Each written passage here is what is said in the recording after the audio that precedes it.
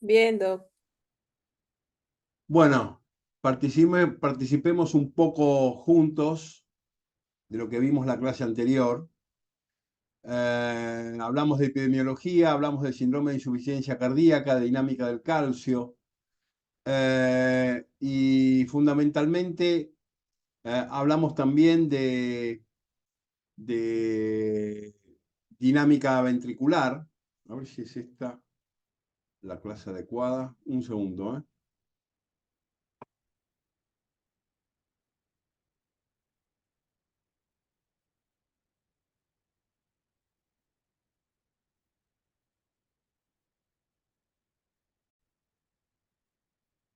Hablamos de dinámica del calcio, ciclo cardíaco, insuficiencia ventricular. Hablamos de mecanismos pseudocompensadores de la insuficiencia cardíaca y oportunidades terapéuticas en esos mecanismos. Hablamos de actividades neuroendocrinas, hablamos de vasopresina y básicamente lo que vamos a ver en esta clase eh, y estoy metiendo más gente, implica todos aquellos fenómenos que tienen que ver con la falla ventricular. Y solo para recordarlos, fundamentalmente cuando un ventrículo es expuesto a un aumento de poscarga, por ejemplo, el ejercicio físico aumenta el volumen sistólico a expensas de reducción del volumen residual, es decir, expulsa más quedándose con menos sangre. Y esto implica un aumento importante de la fracción de eyección. En cambio, en un ventrículo que falla, fundamentalmente con el aumento de poscarga, este ventrículo se ve obligado a cerrar su válvula aórtica precozmente cuando no tiene fuerza inotrópica o tiene deterioro, fundamentalmente reduce su volumen sistólico a expensas de un aumento del volumen residual. Esta es la diferencia central entre un ventrículo normal, que ante el aumento de la poscarga aumenta su fracción de eyección, y un ventrículo patológico que no puede incrementar su ángulo inotrópico y que por lo tanto ante el aumento de poscarga se ve obligado forzosamente a reducir su volumen sistólico y aumentar su volumen residual. Esto fundamentalmente implicaba, recordemos que en la curva de Frank Starling, la curva se hacía progresivamente más chata, y que para mantener el mismo volumen sistólico requería progresivamente un mayor volumen de fin de diástole. Entonces, la curva ventricular se iba a medida que aumentábamos las etapas clínicas de la insuficiencia cardíaca, se iba desplazando hacia la derecha, generando un incremento del volumen progresivo del volumen de fin de sístole, es decir, un incremento progresivo del volumen residual, con aumento progresivo también de la presión. Entonces, nosotros vimos que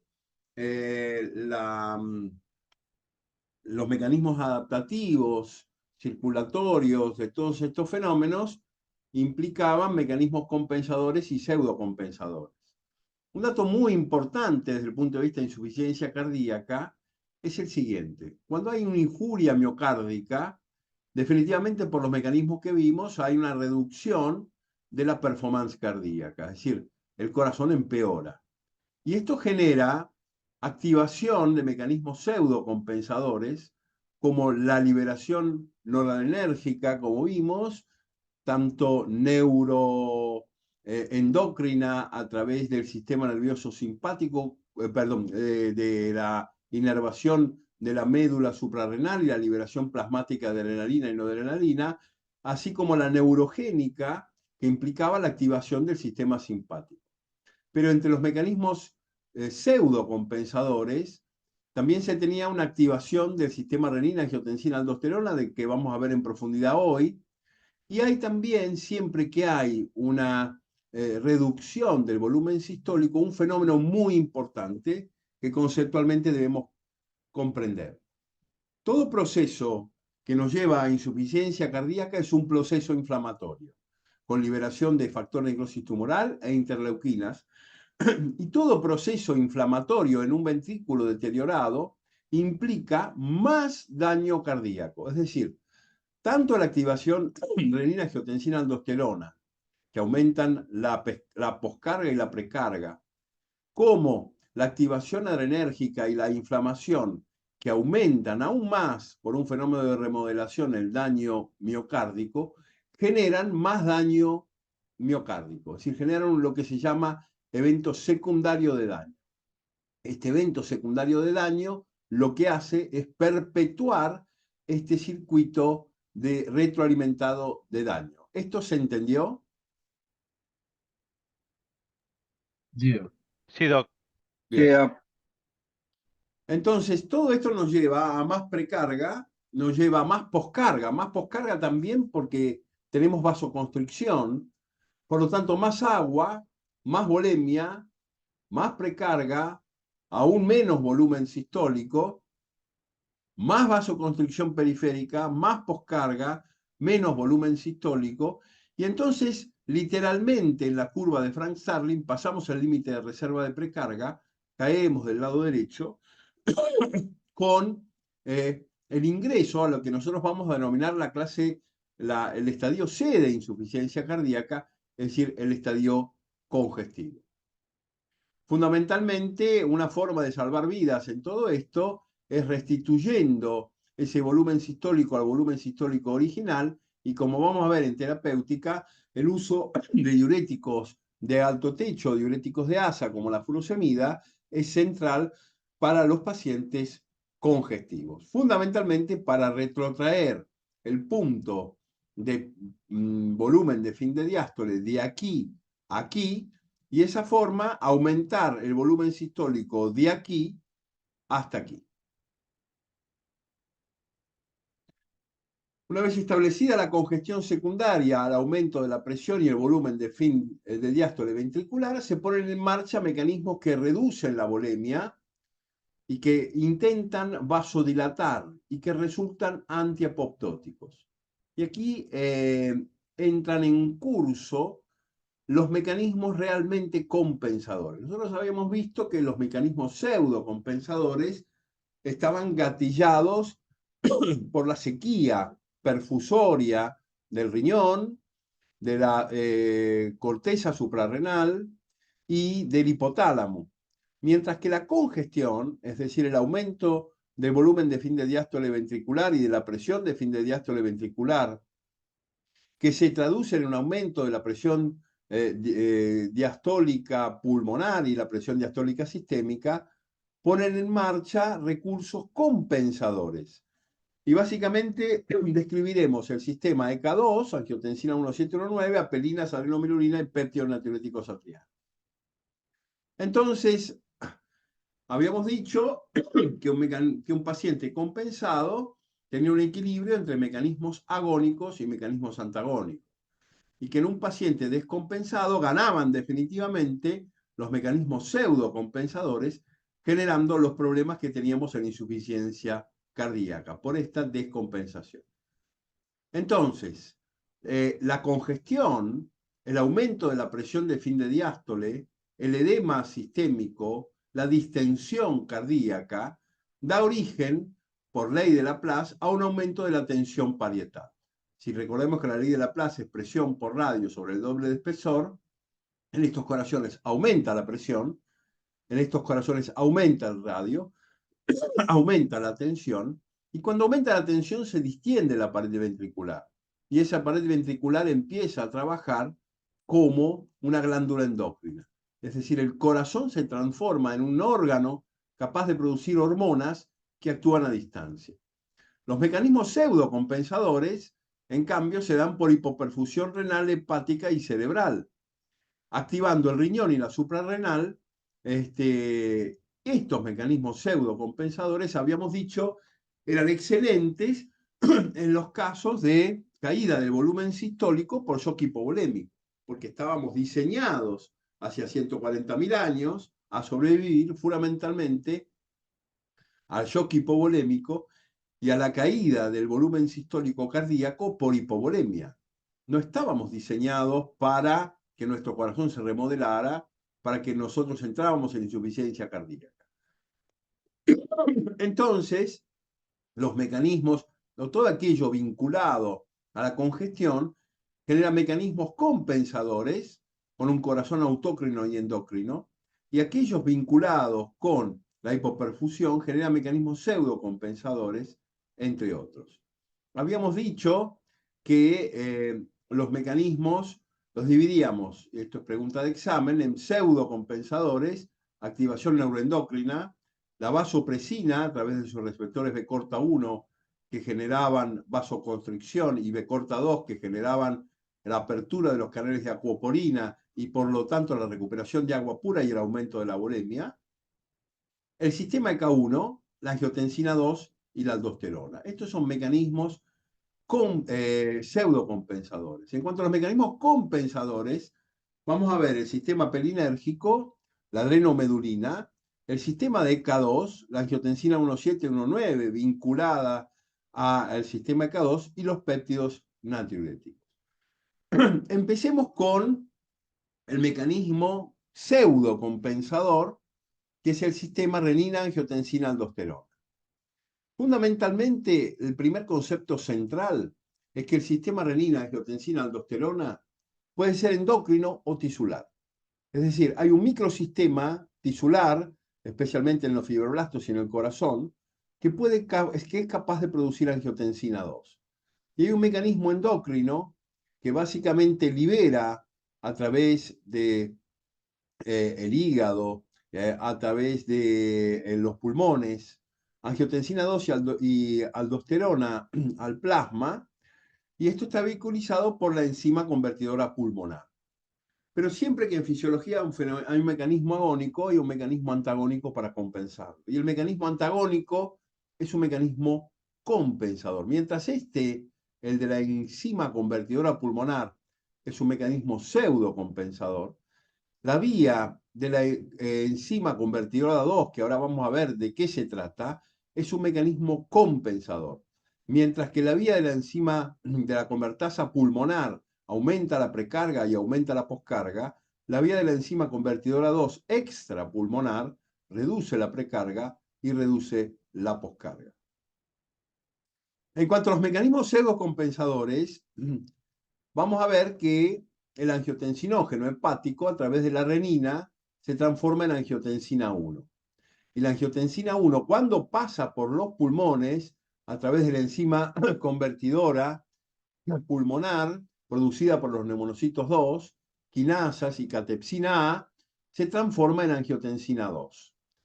Pero también existe un mecanismo, una vía extrapulmonar por la cual la angiotensina 2 pasa a través, la angiotensina 1 pasa a través de la enzima convertidora 2, sintetizando angiotensina 1,9, y la angiotensina 2 que pasa fuera del pulmón se transforma en angiotensina 1,7, que vamos a ver tienen acciones biológicas compensadoras. EK, EK2. ¿Hasta acá vamos bien? ¿Se entiende bien lo que quiero decir? Sí, Doc. Bárbaro. Sí. Empecemos por el principio y empecemos por un mecanismo pseudocompensador, que es el clásico sistema angiotensinógeno renina angiotensina 1, angiotensina 2 aldosterona. Esto fundamentalmente es endocrino por vía pulmonar, mientras que ocurre una cuestión sencillamente clara. El aparato yuxtaglomerular está formado por el túbulo contorneado distal que se repliega sobre la arteriola aferente glomerular y tiene unas células especiales denominadas máculas densas. Estas máculas densas son capaces de censar en la arteriola aferente el flujo, son capaces de censar la concentración de sodio, la osmolaridad, y cuando el flujo es bajo, la concentración de sodio es baja y la osmolaridad es baja, fundamentalmente gatillan la producción a partir de este sistema yuxtaglomerular de una enzima denominada renina. Entonces, el angiotensinógeno hepático, a través de la renina, cuando decrece la perfusión renal, transforma el angiotensinógeno en angiotensina 1. Esta producción de renina fundamentalmente se da a través, o se regula a través de receptores inhibitorios y receptores estimulantes.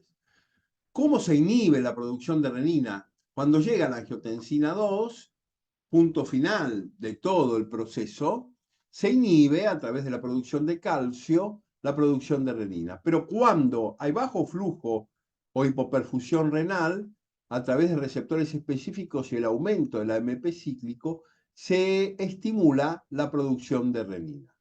Después tenemos otro mecanismo inhibitorio, que es el mecanismo GMP cíclico, que inhibe la producción de renina. Este mecanismo GMP cíclico, obviamente, igual que el mecanismo receptor mediado por calcio, son compensadores, porque, por ejemplo, el péptido natriurético llega a estos receptores, genera GMP cíclico e inhibe la producción de renina. Inhibir la producción de renina implica evitar que ocurra el sistema renina-angiotensina aldosterona, evitar más precarga, evitar más poscarga y por lo tanto intentar compensar la insuficiencia cardíaca. Entonces, la angiotensina 2, la endotelina y los mecanismos alfa-adrenérgicos, a través de la estimulación en la producción de calcio, inhiben la producción de renina. El péptido natriurético atrial, a través de la producción de GMP cíclico, estimula la producción, inhibe la producción de renina. Y la adenosina 1, la prostaglandina, el bajo gasto a través del AMP cíclico, estimula la producción de renina. Esto parece confuso, pero cuando lo repasen, tienen los PDF para poder repasar todo esto, les va a quedar seguramente claro. Empecemos por el principio. Empecemos por un mecanismo claramente pseudo-compensador. Y entonces empecemos por la vía endocrina que tiene como protagonista el pasaje de la angiotensina 1 por los pulmones. Entonces hablemos de la vía de la enzima de la convertidora pulmonar. Hablemos fundamentalmente de este mecanismo. Esto obviamente pasa en la sangre. El angiotensinógeno, gracias a la renina, se transforma en angiotensina 1 y esta en el pulmón, con la ECA, quinasa y catepsina, se transforma en mecanismo 2, en angiotensina 2. Mecanismo fisiológico agónico endocrino de la angiotensina 2, mediado por la ECA pulmonar. Esto obviamente, como dijimos, pasa cuando entendemos que la angiotensina 1 llega a los pulmones. Entonces, angiotensinógeno, renina, angiotensina 1, enzima convertidora que libera quininógeno, bradiquinina y fragmentos inactivos, enzima convertidora 2 y receptores AT1, angiotensina 2 y receptores AT1 y AT2 de la angiotensina 1. Si estos mecanismos se prolongan en el tiempo, definitivamente resultan en mortales para el paciente con insuficiencia cardíaca. La angiotensina 2 humoral, esto pasa en la sangre, fundamentalmente, pregunta de examen, tiene 5 efectos deleterios para la insuficiencia cardíaca. La angiotensina 2 a nivel hipotalámico activa al sistema nervioso simpático.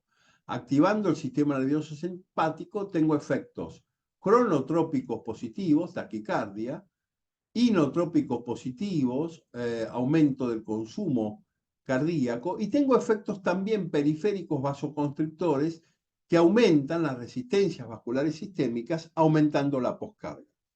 El segundo efecto de la angiotensina 2 es relativamente débil a nivel tubular y fundamentalmente a nivel del túbulo contorneado distal, reabsorbe sodio y fundamentalmente al sodio lo acompaña siempre el agua y el cloro. Y este sodio es comprado con un dinero. ¿Cuál es el dinero con el cual se compra? Es decir, a la orina se le compra sodio para llevarlo al plasma. ¿Cómo se le paga a la orina esa compra? Se le paga con potasio. Es decir, permite genera la eliminación de potasio a nivel plasmático. Es el segundo fenómeno. El tercer fenómeno de la angiotensina 2 es mucho más poderoso. la corteza suprarrenal libera aldosterona fisiológicamente bajo dos estímulos. Cuando el potasio sube, se libera aldosterona. Y cuando la angiotensina 2 llega a la corteza suprarrenal, también se libera aldosterona. La aldosterona tiene varios efectos que vamos a ver más adelante, pero entre ellos, el que más nos interesa es una potentísima recuperación de sodio, cloro y agua, y una potentísima excreción de potasio a la orina, con lo cual genera hipernatremia, genera un aumento de la volemia y genera hipocalemia, es decir, reducción del potasio plasmático. El cuarto efecto de la angiotensina 2 es un efecto directo que implica un efecto vasoconstrictor arteriolar por dos vías, aumentando la fosforilación catalítica de la cadena biliar de la miosina a través de los receptores IP3 y generando también una vasoconstricción importante con aumento del calcio citoplasmático de la célula muscular lisa a través de la roquinasa. El quinto efecto de la angiotensina 2 es también deleterio para la insuficiencia cardíaca y fundamentalmente induce en la neurohipófisis la liberación de adenosina. Esta adenosina, como dijimos, aumenta la volemia abriendo los canales de acuoporina a través de los receptores de corta 2 e incrementando la reabsorción de agua pura, y los receptores de corta 1 aumentan la poscarga porque son vasoconstrictores directos, fundamentalmente aumentando el calcio citoplasmático de la célula muscular lisa y favoreciendo entonces la vasoconstricción. Todo esto genera un aumento de la retención de agua, un aumento del volumen circulante efectivo y un aumento de la perfusión renal que había caído originalmente. Entonces, angiotensina, renina, angiotensina 1, convertasa pulmonar, angiotensina 2, ADH, aldosterona, aquí tenemos todos, y activación adrenérgica, aquí tenemos todos los mecanismos pseudocompensadores que nos llevan a un aumento de la precarga, a un aumento de la poscarga, y esto es excelente si yo tengo un shock hipovolémico. Si a mí, si yo tengo un trauma, he perdido sangre y tengo un shock hipovolémico, esto es excelente porque recompone la volemia, aumenta la presión sanguínea y garantiza la perfusión cerebral.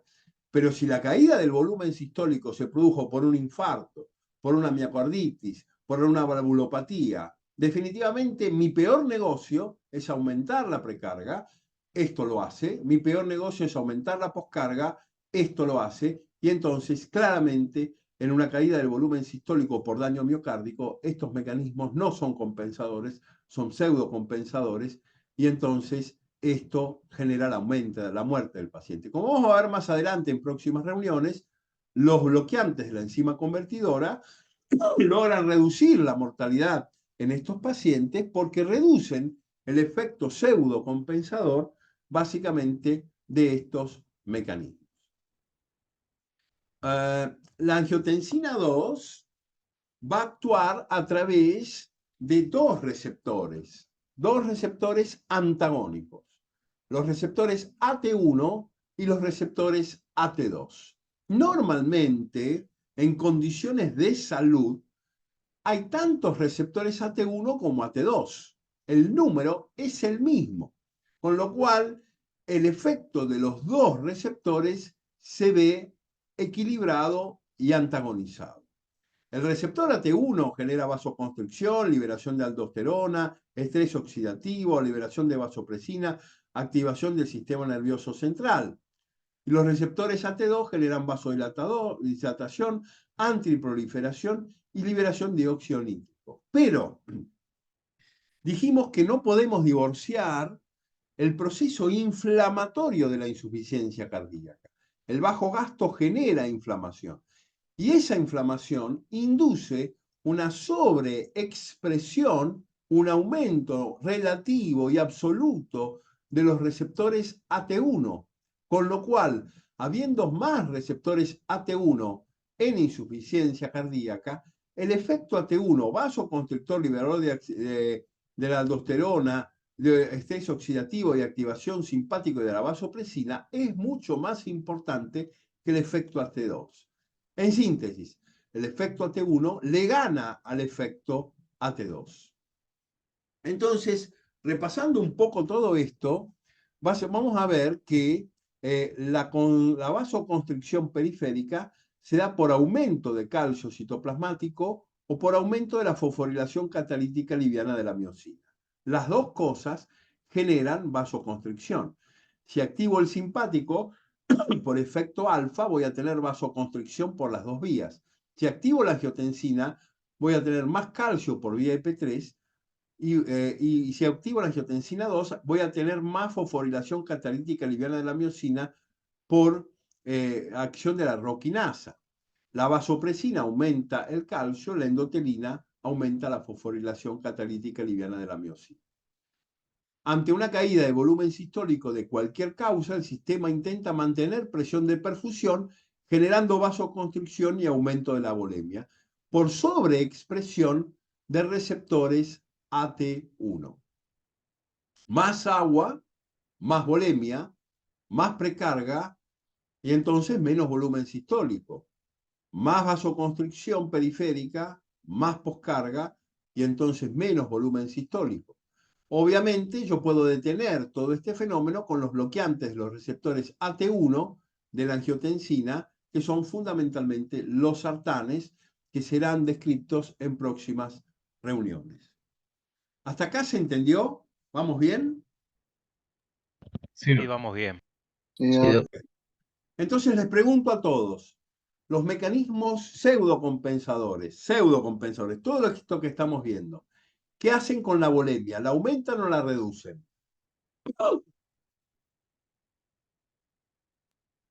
Escucho ofertas. A ver, Facundo, ¿qué hacen con la volemia estos mecanismos? ¿La aumentan o la reducen? Aumentan. Bien.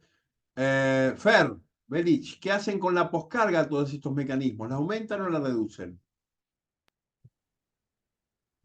con estos mecanismos La precarga y la la poscarga. ¿Aumenta o baja? eh, aumenta. Perfecto. Con lo cual, esto te genera aún más volumen de fin de diástole, aún más presión de fin de diástole y por lo tanto más problemas. Básicamente no está en los libros de medicina, pero sepamos que la angiotensina 2, finalmente en el glóbulo rojo, tiene un hijo que se llama angiotensina 3 y un nieto que se llama angiotensina 4. ¿Sí? La angiotensina 3, fundamentalmente es hija de la angiotensina 2, tiene el 50% del efecto de la angiotensina 2, pero tiene como principal efecto, o lo que nos interesa desde el punto de vista fisiopatológico, la posibilidad de generar angiotensina 4. Si esto pasa obviamente en la sangre. La angiotensina 3 activa también los receptores AT1, AT2, potenciando, si hay muchos más receptores AT1, la vasoconstricción, la sed, la necesidad de ingerir sodio, la depresión, etcétera, etcétera. Y la angiotensina 4 tiene una dinámica muy especial. ¿Qué ha hecho? Nos ha hecho comprender que es indivorciable la diabetes de la insuficiencia cardíaca. Entender que la insuficiencia cardíaca induce resistencia a la insulina y por lo tanto diabetes tipo 2, y que la diabetes tipo 2 induce un aumento en la acción de la angiotensina 4 y por lo tanto insuficiencia cardíaca. Los receptores de la angiotensina 4 son los mismos que los receptores GLUT4 de que nos permiten la reabsorción de agua y sodio. Esta la vamos a ver en próximas reuniones más profundamente, y que por lo tanto confluyen en un mecanismo regulatorio sinérgico tanto de la glucemia como de la volemia. El punto es que en insuficiencia cardíaca hay una altísima concentración de angiotensina 4. Esta alta concentración de angiotensina 4 en la insuficiencia cardíaca genera una downregulation de los receptores GLUT4, de los receptores de angiotensina 4. ¿Por qué? Ante una sobreexpresión de esta molécula, estos receptores protegen la célula bajando su número en la superficie celular. Al bajar su número en la superficie celular, también se reduce el número de receptores a la insulina. Por lo tanto, este aumento de los receptores de la angiotensina 4 genera resistencia a la insulina, genera diabetes. Y al revés, la diabetes, con el aumento de la insulina, también genera una downregulation de los receptores GLUT4. Con lo cual, yo voy a tener una sobreexpresión de la angiotensina 4. Si nosotros vamos a ver esta angiotensina 4, hija de la angiotensina 3, tiene una importante acción a largo plazo en la recaptación de la glucosa y en la fisiopatología de la diabetes. Pero también estos receptores IRAP, así se llaman, Insulin Resistant Angiotensin Proteins, proteínas resistentes a la angiotensina, receptores de la angiotensina 4, también se han visto involucrados en los procesos de aprendizaje y de memoria, pudiendo tener un importante rol en el deterioro cognitivo de los pacientes con insuficiencia cardíaca. Todo esto nos lleva a más agua, más volemia, más precarga, menos volumen sistólico, más vasoconstricción periférica, más poscarga, menos volumen sistólico. Claramente que si estos mecanismos se prolongan en el tiempo, nuestro paciente va a morir en insuficiencia cardíaca estadio D. Si hacemos un reconocimiento a nuestros mayores, este señor fue Braun Menéndez, que en 1951 describió fundamentalmente a la angiotensina 2, también denominada vasopresina, en un perro. ¿Sí? Yo trabajé cuando era estudiante de medicina con Alberto Carlos Tacchini en el Instituto de Investigaciones Cardiovasculares de la Universidad de Buenos Aires, y básicamente es un orgullo decir que la angiotensina 2 es una hormona descubierta por argentinos en la Universidad de Buenos Aires. ¿Alguna pregunta al respecto?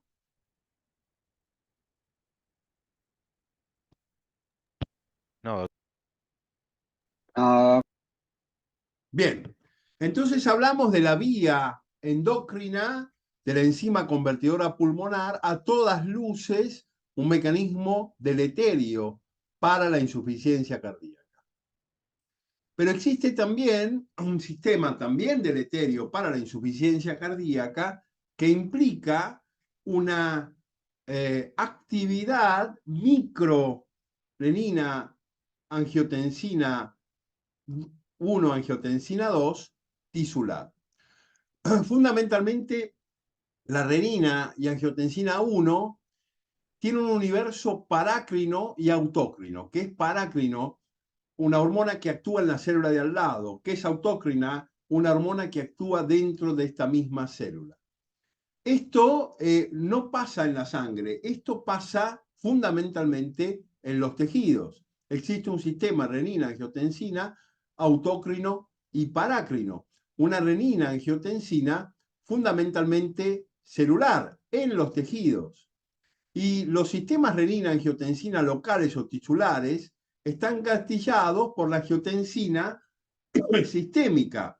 Los sistemas renina-angiotensina locales se dan en el corazón, en el riñón, en el cerebro, en el páncreas, aparato reproductor, sistema linfático y tejido adiposo. El angiotensinógeno y la renina provienen tanto de la producción local en estas células como de la circulación. En cardiomiocitos, la síntesis de angiotensina 1 y 2 puede ocurrir en el citoplasma mediada por renina y por quinasas, es decir, la transformación de angiotensina 1 a angiotensina 2 no se da por convertasas. Este es, por ejemplo, el ejemplo de un cardiomiocito, se da por presencia de quinasas tanto en el fibroblasto como en el miocito, como en el cardiomiocito, se produce angiotensina 2 intracelular. Esta angiotensina 2 va a generar un efecto local en esa célula miocárdica, potenciando la vasoconstricción del tejido, potenciando la fibrosis del tejido, haciendo que esta célula cardíaca incorpore patológicamente agua y sodio y por lo tanto sufriendo edema celular. Esta angiotensina 2 también va a salir de la célula y actuar en las células contiguas del tejido, tal como lo haría el sistema endocrino. Pero fundamentalmente esto se hace a través de una vía autocrina y parácrina, una vía de la quinasa intracelular. Esto explica por qué los priles en algún momento, como vamos a ver en próximas reuniones, dejan de tener efecto o tienen menos efecto, volviendo a incrementar la circulación de angiotensina 2 circulante, a pesar de que la convertasa pulmonar esté bloqueada. Bien, como dijimos, el tercer efecto de la angiotensina 2 era la producción de aldosterona. Definitivamente hay situaciones patológicas en las cuales la aldosterona aumenta. Nosotros tenemos el hiperaldosteronismo primario, síndrome de Kuhn, que es una causa de hipertensión arterial que cursa con hipocalemia, y así como el síndrome de Liddle, que cursa con hipertensión y hipocalemia sin aldosterona elevada, pero también tenemos aumentos de la aldosterona por causas secundarias. Cuando la aldosterona aumenta por vía del incremento de la angiotensina 2 y por lo tanto por vía del incremento de la renina, nosotros tenemos hiperaldosteronismo secundario. Entre las causas de hiperaldosteronismo secundario más importantes, la insuficiencia cardíaca es la más prevalente. La que le sigue en prevalencia es la hipertensión portal con una activación del sistema renina-angiotensina-aldosterona mediado por hipoperfusión renal. El tercer modelo fisiopatológico de aldosterona aumentado es, por ejemplo, la estenosis aterosclerótica de una arteria renal, que deja ese riñón isquémico, hace entenderle a ese riñón que la volemia ha bajado y activa el sistema renina-angiotensina-aldosterona, provocando el aumento de la aldosterona. Esto fundamentalmente pasa en la sangre y la aldosterona es un mineralocorticoide producido en la zona glomerulosa de la corteza suprarrenal. El problema de la aldosterona es que tiene tres efectos que terminan matando al paciente. La aldosterona, como dijimos, a nivel del tubo contorneado distal, compra sodio y agua a la orina y se los paga con potasio y con magnesio. Es decir, aumenta el pool total de agua y sodio del sistema y reduce el pool total de potasio y magnesio. Pero por otro lado, la aldosterona también facilita y potencia los depósitos de colágeno. Esto hace que en todo el sistema arterial, en el sistema arterial periférico, en el sistema arterial cerebral, pero también en el miocito, en el cardiomiocito, en el corazón, haya un aumento en el depósito de fibrosis. Esta hormona, la aldosterona, es la responsable de la remodelación cardíaca en insuficiencia cardíaca. Es decir, el ventrículo cambia de arquitectura, se dilata, aumentando sus volúmenes de fin de diástole y se fibrosa progresivamente. El ventrículo sufre una metaplasia en la cual el miocardio deja de ser miocardio para transformarse en un tejido fundamentalmente fibrótico, obviamente sin un fenómeno contráctil importante. Entonces, angiotensina 2, hiponatremia, dislipemias, hiperglucemia, generan un aumento de la aldosterona, que por un lado inducen estrés oxidativo y producción de interleuquinas, por lo tanto inflamación. Repetimos, la inflamación aumenta los receptores AT1 de la angiotensina. Por otro lado, estimulan la producción del Tisular Growth Factor beta, el factor de crecimiento tisular beta, depósito de matriz de colágeno intercelular y proliferación fibroblástica. Entonces, el hiperaldosteronismo, sea del origen que sea, fundamentalmente nos va a matar por retención de agua, sodio y aumento de la volemia, nos va a matar por hipocalemia y muerte arrítmica, y nos va a matar por remodelación ventricular y vascular. Estas tres son las vías por las cuales el hiperaldosteronismo secundario en insuficiencia cardíaca nos termina matando.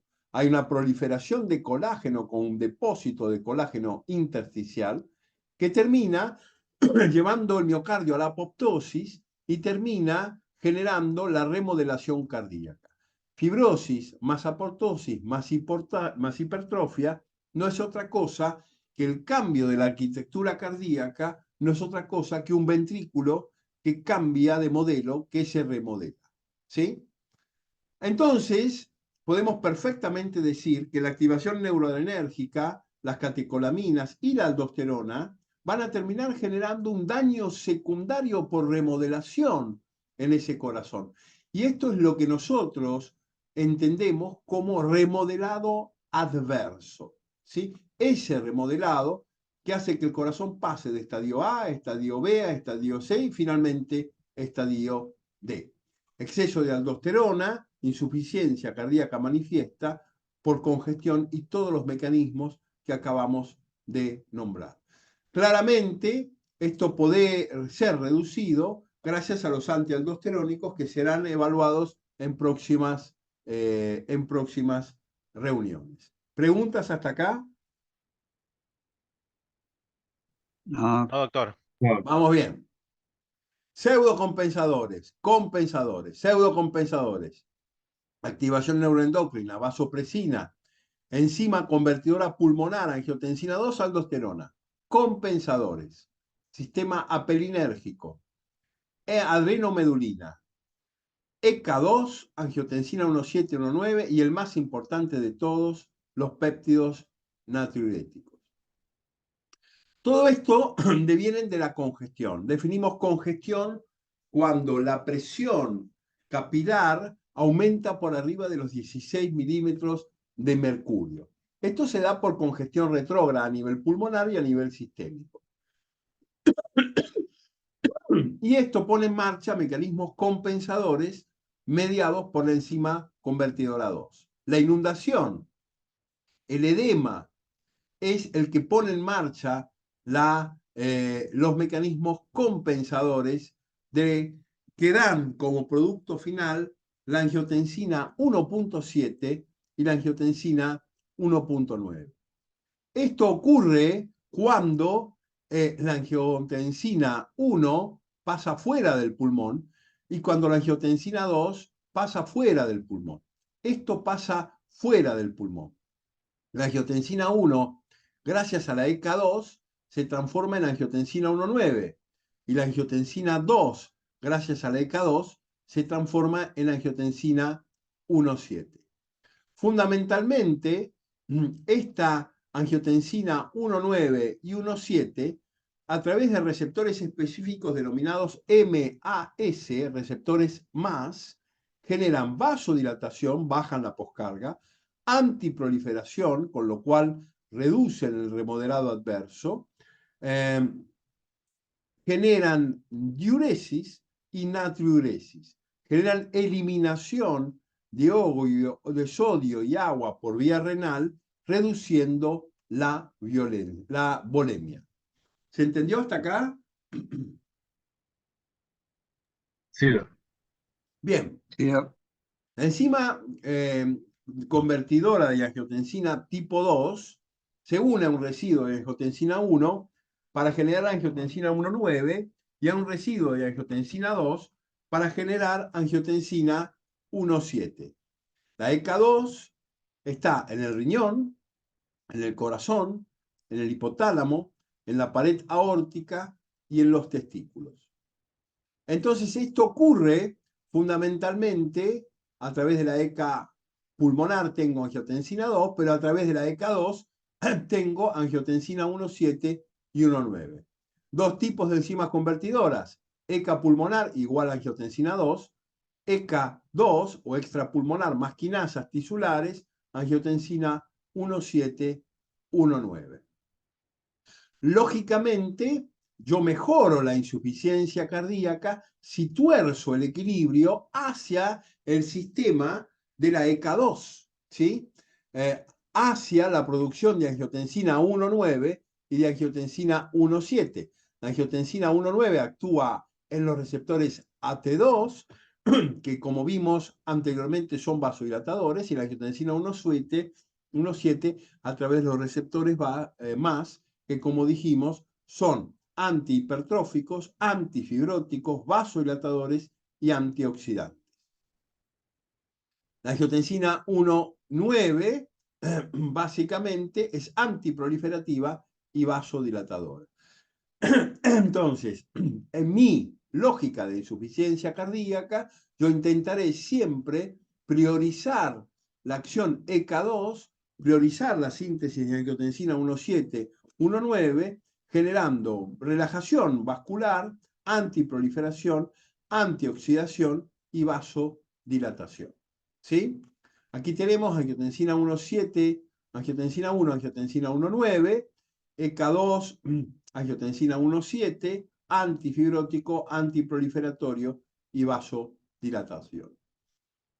Nosotros hemos hablado durante la época del COVID que el COVID entraba a través de los receptores de la enzima convertidora 2 y fundamentalmente los bloqueaba, y bloqueando la angiotensina, la enzima convertidora 2, generaba entonces los cuadros de sobrecarga de volumen, aumento de las resistencias vasculares periféricas que vimos en la epidemia de COVID. Entonces tenemos dos autopistas paralelas, ¿sí?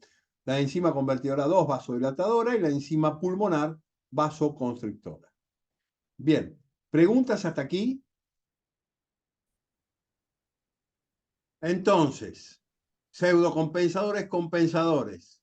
Pseudocompensadores, activación neuroendocrina, vasopresina, ECA1, angiotensina 2, aldosterona. Compensadores. Vamos a hablar del sistema pelinérgico. Allá hablamos del sistema ECA2, angiotensina 1,7, 1,9. Si seguimos con los mecanismos que ponen en marcha la congestión, no la isquemia tisular, sino la congestión, y hablamos de mecanismos compensadores, los péptidos natriuréticos definitivamente son uno de los mecanismos más importantes que incluso han sido un target terapéutico fundamental, sobre todo desde el 2014 en adelante, es decir, en los últimos 10 años. Cuando un paciente, por una activación de los mecanismos pseudocompensadores, es decir, neuroadrenérgico, renina, angiotensina, aldosterona, vía pulmonar, sufre un aumento de la volemia y vasoconstricción, es decir, retención de agua y sal y vasoconstricción, fundamentalmente ese paciente sufre un aumento de los volúmenes de fin de diástole. El corazón, al aumentar sus volúmenes de fin de diástole, se distiende, aumenta la tensión parietal de las fibras y libera la ANP y BNP al plasma. El ANP y el BNP entran en circulación y se pone en contacto con receptores específicos, tanto renales como vasculares, que a través de la producción de GMP cíclico va a generar un efecto natriurético, es decir, eliminación de sodio y agua, un aumento de la vasodilatación y un aumento del volumen de filtrado glomerular, es decir, poliuria, natriuresis y vasodilatación. Estos mecanismos finalmente logran reducir la presión de fin de diástole, reducir las resistencias vasculares sistémicas, aumentar el índice cardíaco y por lo tanto estos resultan ser mecanismos compensadores de la insuficiencia cardíaca. Entonces aquí entramos en el concepto del corazón como glándula endocrina. Entre los mecanismos compensadores de la insuficiencia cardíaca más poderosos y más significativos desde el punto de vista terapéutico encontramos a estos péptidos natriuréticos. Y tenemos el ANP, péptido atrial natriurético, el BNP, péptido cerebral natriurético de Brain, y el CNP, péptido natriurético tipo C. Todos ellos presentan estructuras moleculares análogas a pesar de ser sintetizados en tejidos diferentes. En cuanto al efecto cardíaco, el ANP inhibe la acción del sistema nervioso simpático en el corazón, es decir, tiene un efecto relativamente beta bloqueante, es decir, simpático-lítico. El CNP, el péptido natriurético tipo C, tiene efecto inotrópico negativo al reducir el acoplamiento del calcio a la troponina C, pero posee, por otro lado, efectos antioxidantes antagonizando la angiotensina 2. Reduce la hipertrofia y la hiperplasia de la célula miocárdica e incrementa la producción de óxido nítrico. Tanto el ANP como el BNP son utilizados como biomarcadores de remodelación cardíaca. Vamos a ver en reuniones específicas de biomarcadores. En pacientes con insuficiencia cardíaca, el BNP puede superar 50 veces el nivel del ANP. El fragmento inactivo del el fragmento inactivo, que es el NT pro BNP, por su mayor vida media, es de especial utilidad en el establecimiento diagnóstico y pronóstico de los pacientes con miocardiopatía. Péptidos natriuréticos y la renina. Como dijimos en su momento, el aparato yuxtaglomerular tiene receptores específicos para el ANP y el BNP, que a través de la producción de óxido nítrico incrementan la producción de GMP en estas células yuxtaglomerulares, inhibiendo la producción de renina.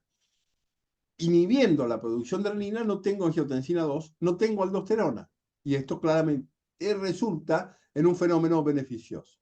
En cuanto a los péptidos natriuréticos y la angiotensina 2 y la aldosterona, no tengo renina, no tengo angiotensina 2, no tengo aldosterona, no tengo los mecanismos pseudocompensadores que esto produce.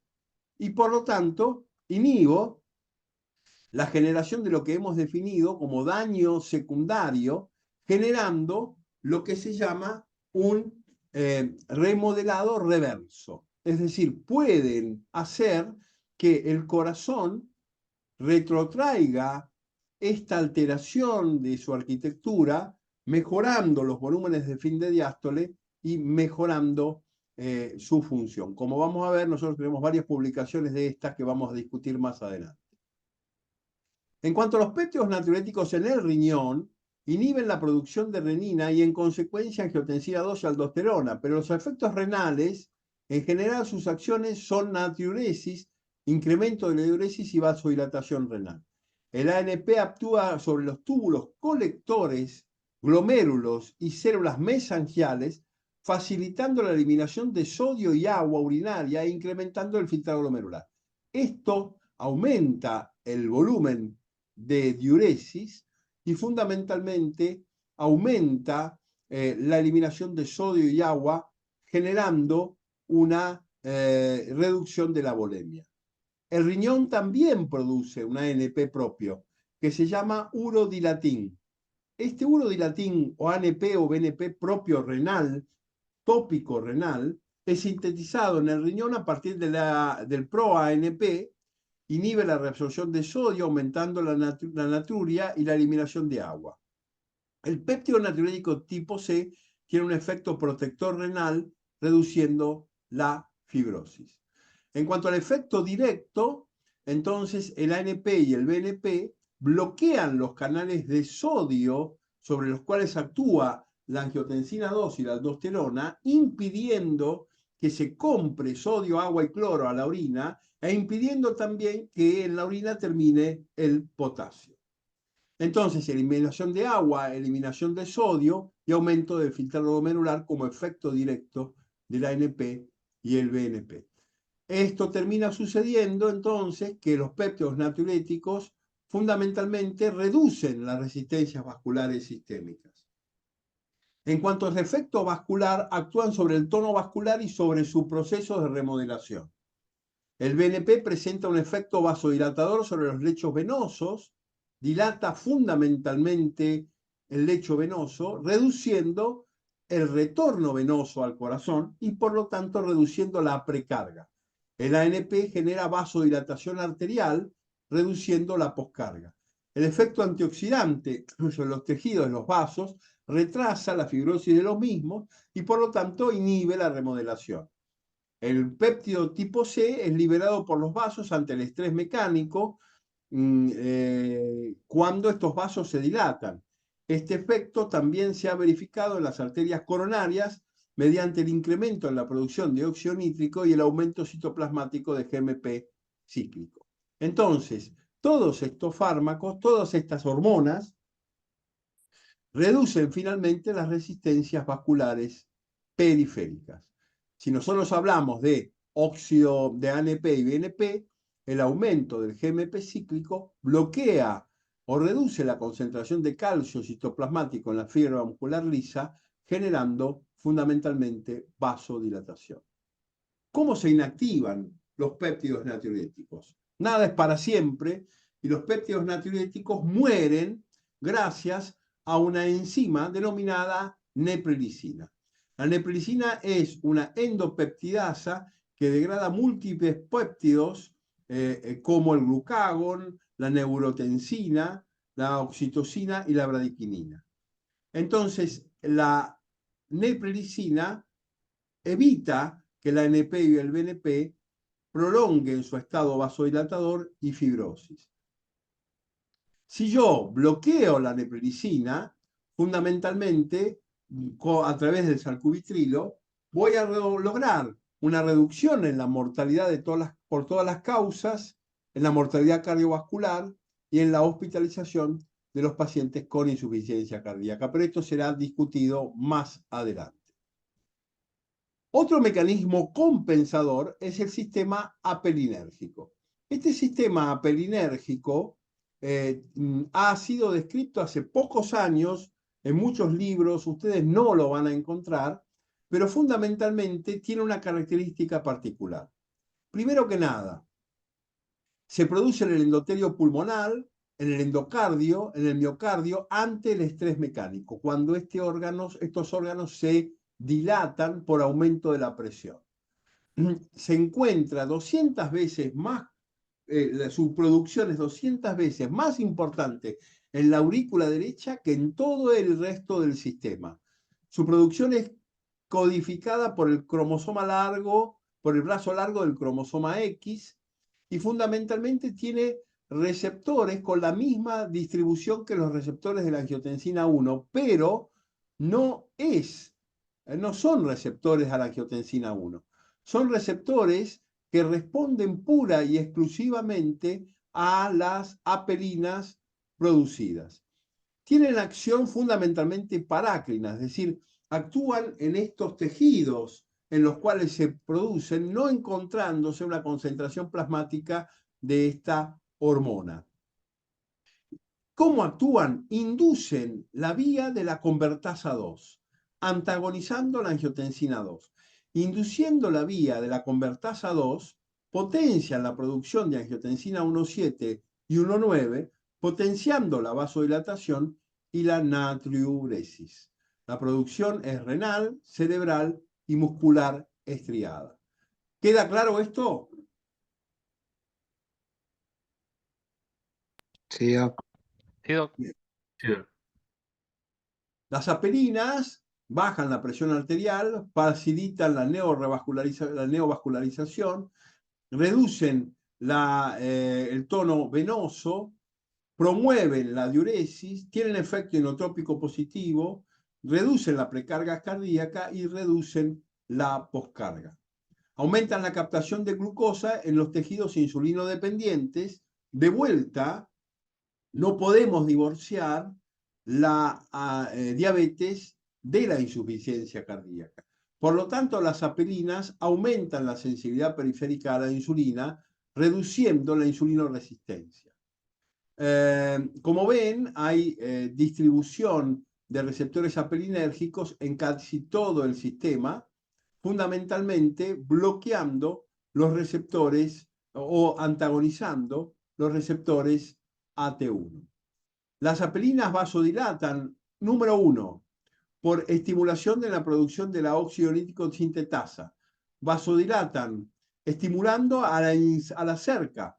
Recuerdan que la cerca es la enzima que recapta calcio del citoplasma al circuito sarcoplásmico para favorecer la relajación muscular. Es decir, la apelina, estimulando la cerca, favorece la relajación muscular lisa.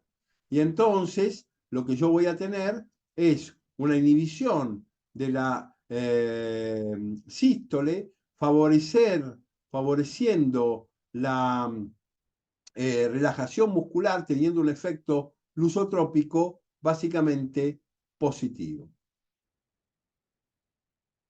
El tercer mecanismo por lo cual las apelinas vasodilatan es que inhiben la producción de vasopresina, inhibiendo a nivel del hipotálamo en el núcleo paraventricular y supraóptico la producción de vasopresina. Obviamente voy a tener un bloqueo del efecto B corta 1, un bloqueo del efecto B corta 2. Es un artículo del 2019 que habla de la influencia postinfarto del sistema apelinérgico, reduciendo en el postinfarto la acción de los receptores B corta 1 y B corta 2. Las apelinas tienen un rol muy importante en la mayoría de los cuadros de estrés oxidativo. Esto es, en la obesidad, en el cáncer, en la resistencia a la insulina y en la insuficiencia cardíaca. ¿Qué es lo que está llegando respecto del sistema apelinérgico? Fundamentalmente, la apelina como biomarcador. Unido al dosaje de N3 por ONP, la apelina 12 ha demostrado ser un biomarcador fiable de insuficiencia cardíaca. Los primeros intentos se están dando con la apelina como agente terapéutico. Todavía en protocolos en fase 2, fundamentalmente han demostrado que la apelina tiene un efecto vasodilatador e inotrópico positivo, mejorando los pacientes en los pacientes con eclampsia, hipertensión arterial, hipertensión pulmonar e insuficiencia cardíaca, la función cardíaca. También la apelina tiene valor pronóstico, estando directamente relacionada al efecto terapéutico. Por ejemplo, la acción en el estudio MAGIC de la reducción de las apelinas ante la administración de bloqueantes de la aldosterona ha sido documentada. ¿Preguntas hasta acá? No. Bien.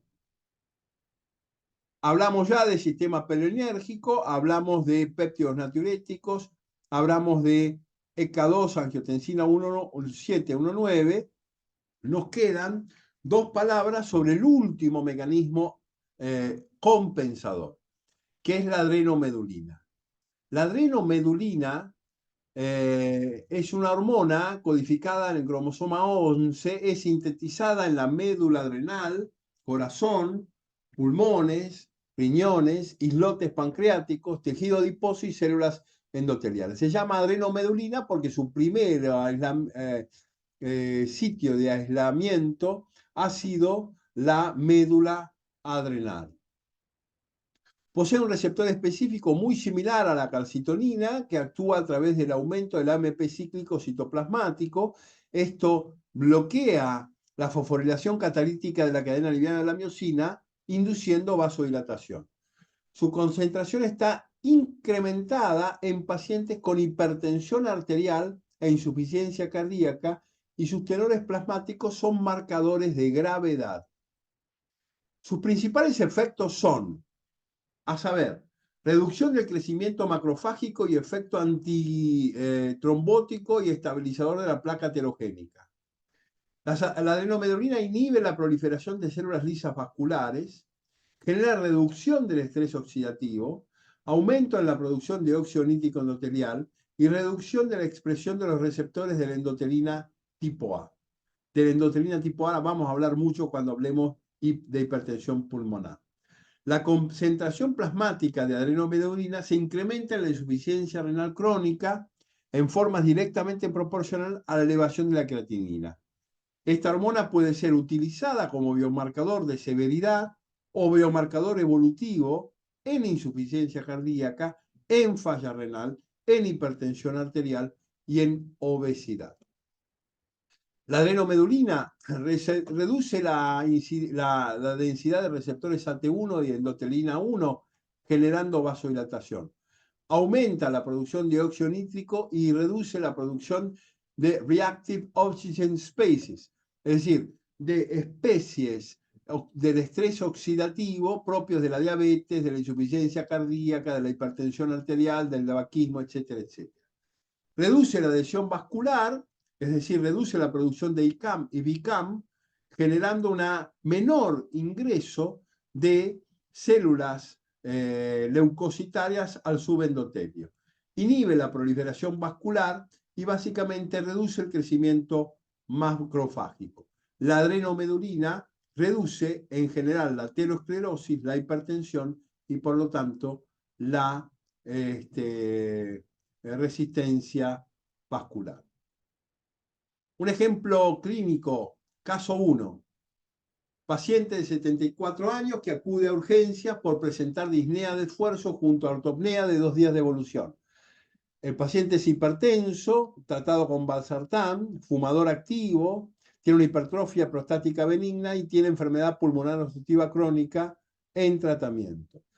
Al examen físico se lo encuentra taquipneico, no tolera el decúbito, está normotenso, frecuencia cardíaca aumentada, satura 93%, y a la auscultación cardíaca tiene un soplo 2 en 6 de insuficiencia mitral, un volumen, un murmullo ventricular reducido, con crepitantes envases, miembros inferiores edematosos. Este es el electrocardiograma de este paciente que me gustaría que ustedes interpreten. ¿Qué ven en este electrocardiograma? A ver, ¿quién se anima?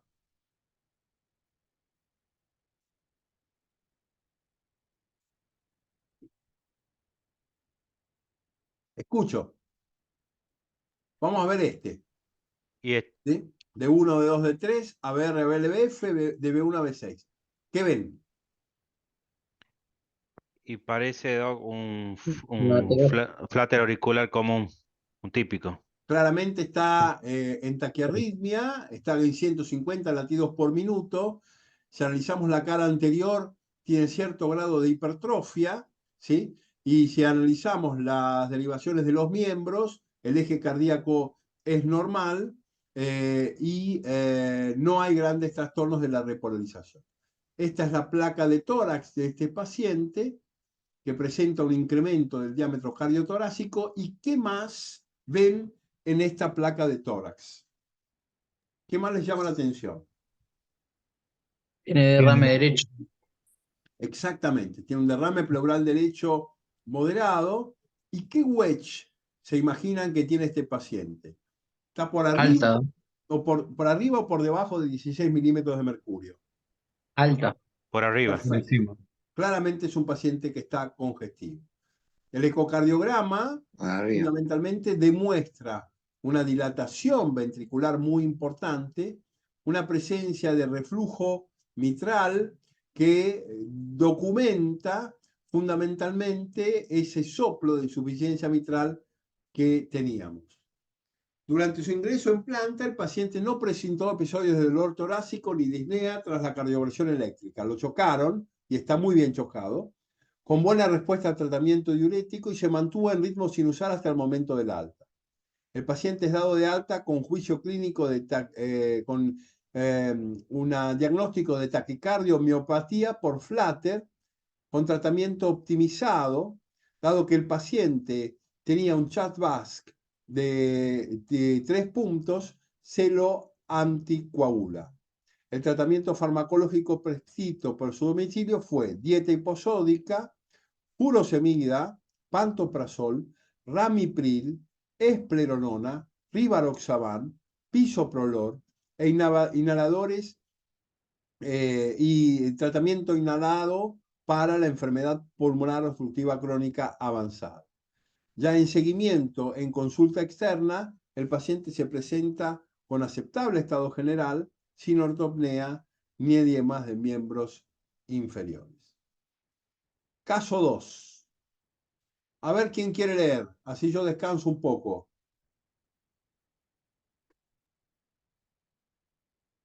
A ver, si nadie quiere, elijo yo.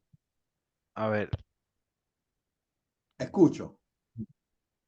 anamnesis. Presentamos el caso clínico de un varón de 58 años que acude a consulta de cardiología por aumento de su disnea basal en los últimos días, NIJA clase 3, junto a episodio de disnea paroxística nocturna. No comenta ortopnea, edemas ni recorte de diuresis. No semiología infecciosa, adecuada adherencia terapéutica, antecedentes personales, diabetes mellitus tipo 2 en tratamiento con metformina, cardiopatía isquémica y aún con elevación del ST ínfero-posterior en el 2003, con stent metálico en coronaria derecha, recurrencia clínica en 2004 con stent en circunfleja por progresión de enfermedad, y AM con elevación del ST anterior en 2013. em, Angioplástica de Tratamiento rescate, es decir, de recibió angioplastia, sí. Y fibrinolíticos y no reperfundió, con lo cual le terapia pusieron.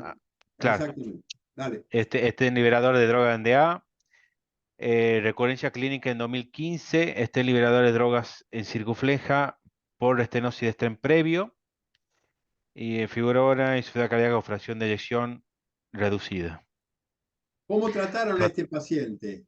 Bisoprolol, sarcubitilo valsartán, espleronona, ibabradina, furosemida, antiagregantes plaquetarios, omeprazol, atorvastatina y metformina. Este es un paciente ideal para tratar con bloqueantes SGLT2, con bloqueantes de los canales de sodio-glucosa, porque esta, hoy por hoy, forma parte de uno de los 4 pilares que vamos a desarrollar en próximas reuniones como terapéuticos para la insuficiencia cardíaca. Seguí leyendo, por favor. Exploración física, aceptable estado general, euneico en reposo, TA 124/72 mililitros mercurio, frecuencia cardíaca 65 latidos por minuto, saturación de oxígeno 94%, auscultación cardiorrespiratoria, tonos rítmicos a buena frecuencia sin soplos, murmullo vesicular con crepitantes vivasales, miembros inferiores sin edemas ni signo de trombosis venosa profunda. Bien, ¿en qué estadio de insuficiencia cardíaca está este paciente? Con lo que estamos leyendo. B. Em,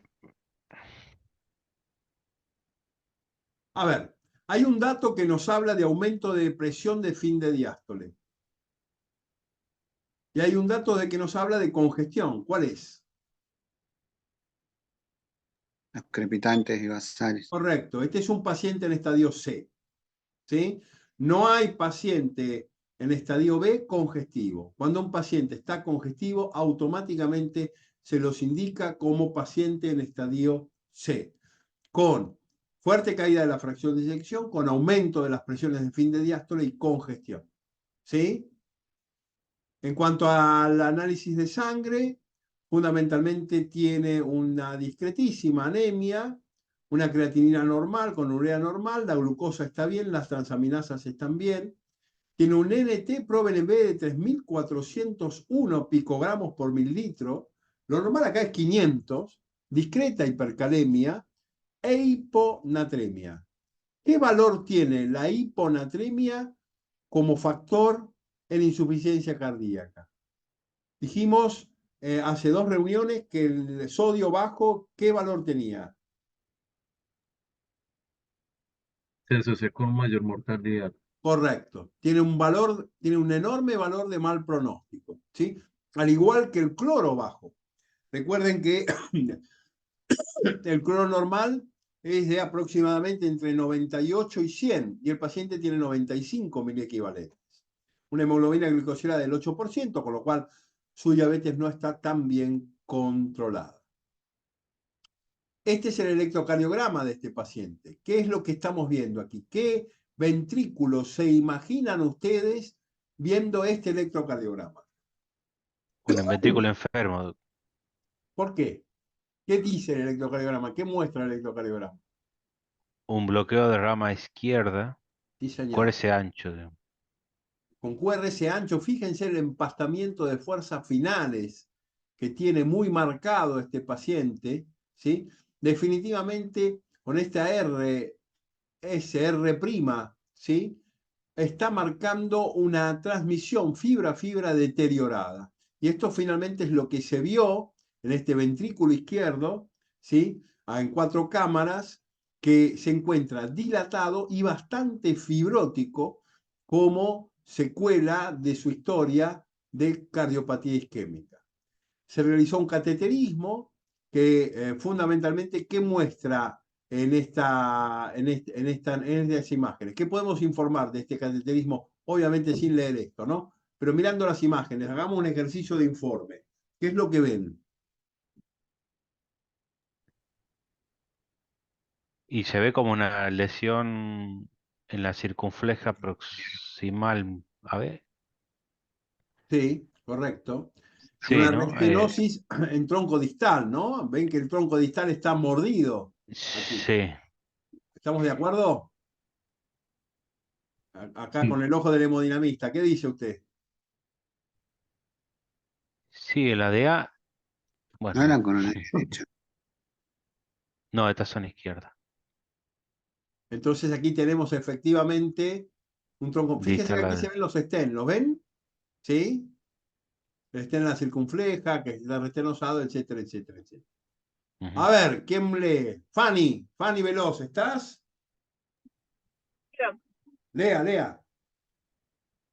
Dado que, a pesar de un adecuado cumplimiento terapéutico, el paciente se encuentra en clase funcional 3 de NIA, presenta disnea y signos clínicos crepitantes y ecográficos, sugestivos de congestión pulmonar. Se decide inicialmente ajuste de tratamiento diurético, aumentando furosemida a 2,10 durante una semana y posteriormente 1,10 durante la siguiente semana. A 2 semanas es reevaluado presentando mejoría clínica, grado 2, disminución de crepitantes, dado que presentaba cifras de hemoglobina glicosilada mayor a 7, se decide sustituir metformina de 1 gramo cada 12 horas por metformina con empaglifosina, 1 gramo sobre 12,5 cada 12 horas, y mantener furosemida una vez al día. En revisiones posteriores permanece estable y sin signos de congestión, pero se mantiene en clase funcional 2. Como presentaba buenas cifras tensionales en domicilio, se decide suspender furosemida y aumentar sacubitrilo valsartán a dosis máxima tolerada. Es decir, el paciente seguía, no lo pudieron bajar de clase C a clase B. Con lo cual este paciente todavía tiene margen terapéutico. ¿Y qué droga le agregarían a este paciente? Tiene sacubitrilo valsartán, tiene empaglifosina, tiene betabloqueantes. ¿Qué le agregaríamos? Dijimos que estos cuadros son cuadros de hiperaldosteronismo secundario, con lo cual definitivamente le podríamos agregar un bloqueante de la aldosterona, ¿sí? Espironolactona, esplenolone o finesterone. ¿De acuerdo? Sí, Sí, de acuerdo. Sí. Bien. Y a este paciente le implantan un desfibrilador implantable como prevención primaria. Se realiza el electrocardiograma tras el implante del dispositivo. En revisión tras implante el paciente presenta mejoría clínica y en ecografía mejoría de la función ventricular izquierda, sobre todo por mejor contractilidad del segmento septal y apical. El paciente no ha vuelto a presentar episodios de hospitalización por insuficiencia cardíaca.